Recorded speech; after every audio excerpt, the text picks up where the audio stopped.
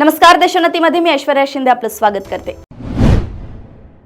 मुख्यमंत्री देवेंद्र फडणवीस यांच्या नेतृत्वातील महायुती सरकारकडून मराठा नेते मनोज जरांगे पाटील यांची महत्त्वाची मागणी मान्य करण्यात आली आहे।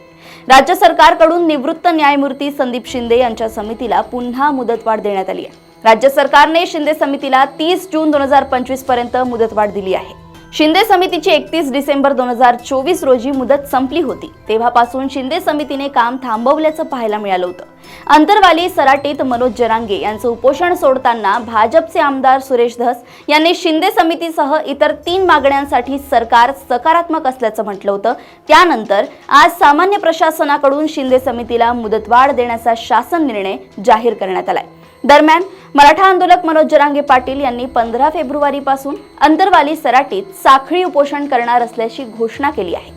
मराठा समाजास मराठा कुणबी मराठा जातीचे जात प्रमाणपत्र देण्याच्या प्रक्रियेमध्ये आवश्यक त्या अनिवार्य पुराव्यांची वैधानिक आणि प्रशासकीय तपासणी करण्याबाबत तसेच तपासणीअंती पात्र व्यक्तींना मराठा कुणबी मराठा जातीचे जात प्रमाणपत्र देण्याची कार्यपद्धती विहित करण्यासाठी संदर्भ क्रमांक 1 येथील सामान्य प्रशासन विभागाच्या शासन निर्णयान्वये माननीय न्यायमूर्ती संदीप शिंदे यांच्या अध्यक्षतेखालील समिती गठीत करण्यात आली। सदर समितीची कार्यकक्षा संदर्भ क्रमांक 2 येथील शासन निर्णयान्वये संपूर्ण महाराष्ट्रभर करण्यात आली आहे।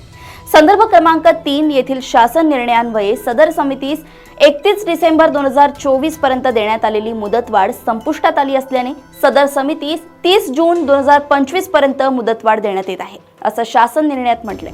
हैदराबाद गॅझेट, सातारा गॅझेट व बॉम्बे गॅझेट लागू करण्याबाबत माननीय न्यायमूर्ती शिंदे समितीकडून अभ्यास करण्यात येईल, असंही या शासन निर्णयात म्हटलंय।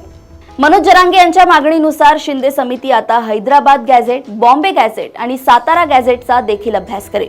मराठा नेते मनोज जरांगे पाटील यांचे 7वे उपोषण सोडताना सरकारने शिंदे समितीला मुदतवाढ देऊ म्हणून आश्वासन दिलं होतं। मनोज जरांगेंची आता पुढची भूमिका काय असेल ते पाहणं आता महत्त्वाचं ठरणार आहे।